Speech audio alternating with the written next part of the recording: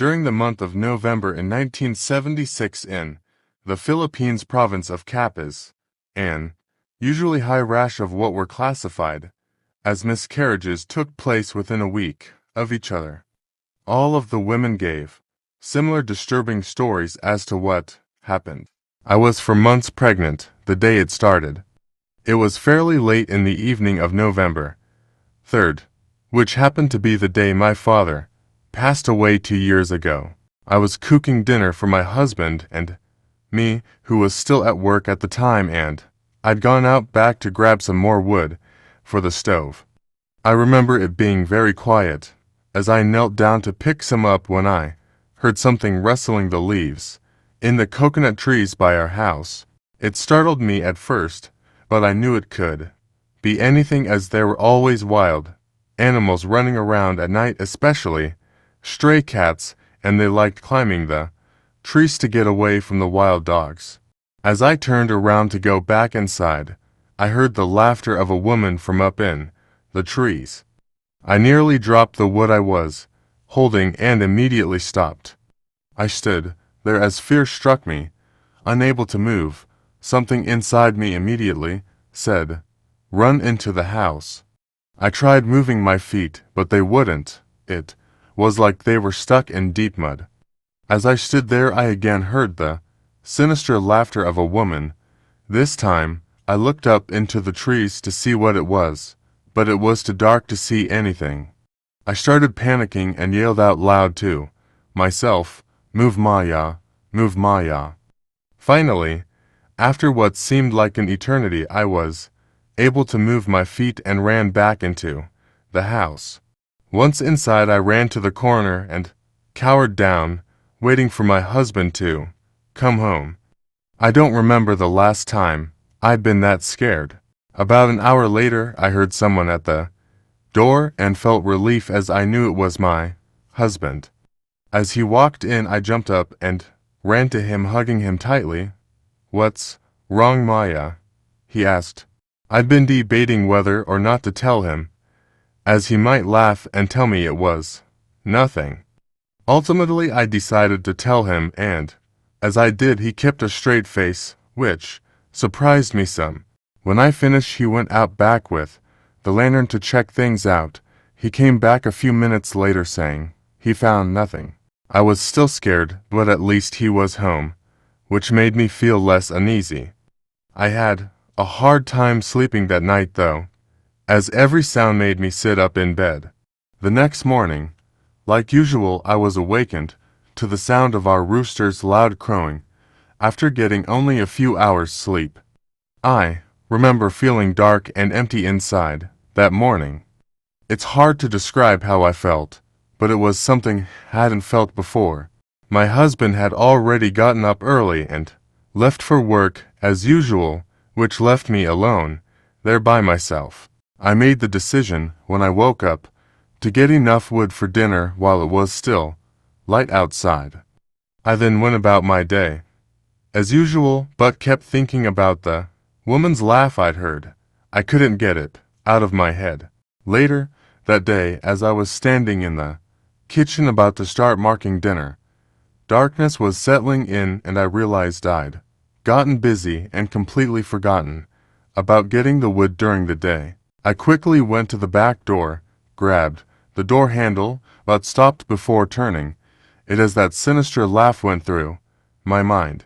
The problem was, though, I needed wood in order to cook dinner and knew my husband would be starving when he came home, so I had no choice.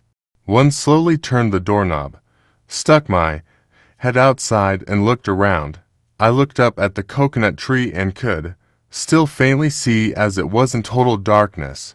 Yet, I took a deep breath and started walking towards the wood pile, looking all around me as I did. When I got to the pile and bent down to pick some up, I felt something touch my left shoulder, then heard a whooshing sound. I screamed out loud as I jumped up, turning around to see what it was. I was so frightened I peed myself right there. I wasn't sure what to do. I couldn't think or move as I was so overcome with terror. I looked over at the back door and told myself to run inside. I was getting ready to run when something grabbed me from behind and started swiftly pulling me along the ground through the mud and weeds. As I was dragged along, I tried looking up to see what it was, but it was dark, and the weeds were too high and thick. I was dragged for quite a ways before suddenly it stopped. I struggled to get up, being for months pregnant, but once I got up, I hurried back to the house. Once inside, I quickly shut the door and moved a chair in front of it. I then went to the corner and started sobbing hysterically. My husband wasn't going to be home for at least another hour or two. Waiting for him to come was the longest time of my life. Once he came home and saw me huddled in the corner, covered in mud, he quickly ran over to me, asking me what had happened. I told him everything that had taken place. He then grabbed the lantern and hurriedly went outside. He came back about 10 minutes later saying he'd found nothing except where I'd been dragged through the mud, and there were no footprints other than mine. We talked for a while as he calmed me down. He said he'd stay home with me the following day, but we both knew that wasn't an option because we barely had enough money to buy food as it was. We ate a small dinner, then went to bed a while later. It wasn't long before he was out and snoring. I knew I wasn't going to sleep much, if at all, so I laid there as what had happened hours earlier replayed in my mind over and over again. A few hours later, my eyelids got heavy as I began to drift off to sleep when suddenly I heard something running along our tin roof. I quickly sat up and shook my husband as I yelled at him to wake up. "What's wrong?" he asked as he jumped up. "I heard something on the roof," replied. "It was probably just a cat or something," he said. "It didn't sound like a cat. It sounded like something with 2 legs and was too heavy to be a cat," I responded. "All right, I'll go check it out," he said as got up and went over to light up the lantern. He looked over at me and I could see it in his eyes. He was getting scared. He then went outside and out of sight.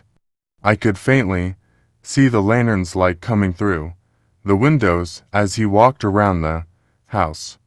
I sat there in suspense waiting for him to come back when I heard a woman's voice behind me whisper my name, May. I fell forward on the floor and started crawling away as I screamed out to my husband. He came running back inside as he shouted, "What is it, Maya? What's wrong?" I heard a woman's voice behind me whisper my name. I replied as tears rolled down my cheeks. He then grabbed me and held me tight the rest of the night. One don't remember him waking up and leaving, as I must have been in a deep sleep. I do remember the sun hitting my face through the window as I slowly opened my eyes.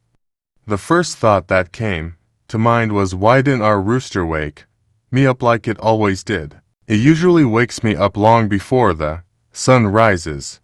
Odd, I thought, but maybe a stray cat or dog killed him, which isn't unusual. As I got up, I realized I was starving and thought about what to eat for breakfast. I was craving rice. Like always when I cook, I needed wood for the stove, so I walked to the back door. As I opened the door and stepped out onto the dirt, I felt something hit my forehead. I put my hand to my forehead to see what it was and was a bit taken aback. It was blood. Fear shot through me as I turned around and started backing up so I could see where it was coming from. I shrieked as I could see the head of our rooster dangling down from our tin roof. I ran back inside the house and laid back down on the bed. I cried hysterically as I laid there. I felt like I was losing my mind. Never has anything like this happened to me before. Once I settled down, I began to think about what would have killed it. It couldn't have been a cat, I thought, as there's no way for them to get up that high. My mind then went to the thing running across our roof last night and knew it had to be that, whatever it was. I laid there for quite some time, but hunger eventually got the better of me and I knew I needed to eat as I was eating for 2 people. I got up, went over to the back door and looked at the door handle for a while before grabbing it and turning it. As I slowly opened the door, I was shocked to see the rooster's head was now gone. Looked down at the ground and could see there was a small pool of blood that had seeped into the dirt, so knew I wasn't imagining things. As I stepped outside, I made sure to step over the blood. I tried looking on the roof to see if it was somehow still there, but I was too short to see anything. I then went to the wood pile, grabbed what I needed, then quickly went back inside. As I started making the rice and vegetables, I couldn't shake the feeling something very bad was going to happen. After I cooked and ate breakfast, I needed to lay down and take a nap. I was exhausted from everything that had happened over the last few days, and lack of sleep. It didn't take long for me to enter a deep state of sleep and start dreaming. I don't remember any of the dreams, except for one. There was a little boy standing in darkness with 2 dark hands on his shoulders. The little boy kept repeating the same thing over and over again. "Mommy, we're coming for you. Mommy, we're coming for you." In my dream, I was screaming to myself to wake up as the little boy got closer and closer to me.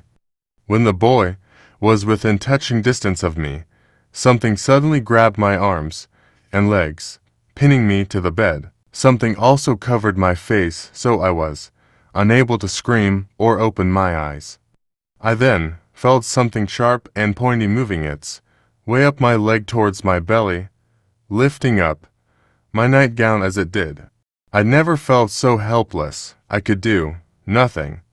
Suddenly, without warning, something sharp was thrust through my navel and went inside me. That was the worst pain I'd ever felt. This went on for about 5 minutes, then suddenly whatever had been holding me down was gone. I immediately put my hands on my belly and could feel it was wet. Once my eyes adjusted, I could see my hands were covered in blood. My belly was also losing its firmness. It was then I knew something terrible had happened to my unborn child. I screamed out from the shock of what had just happened. All I could do was wait for my husband to come home. I again felt the darkness and emptiness I'd felt before. I don't remember falling asleep, but I remember my husband shouting when he saw me in bed with my belly and hands covered in blood. It was mostly a days after that, but I do remember him leaving and coming back with some neighbor ladies to watch over me while he went to fetch the doctor. It wasn't too long before the local doctor showed up and started checking me out. I remember him saying he was unable to get the baby's heartbeat and something seemed very wrong. I was then taken to the nearest hospital where I was examined by several doctors who were stunned to see there was no longer a baby inside of me and there were no signs I'd given birth. They said something had in fact pierced my navel though. Whatever that thing was, I know it took my baby. 18 other women in Capiz who'd also lost their babies were questioned by the local police over the next few weeks, with all of them giving similar, chilling stories.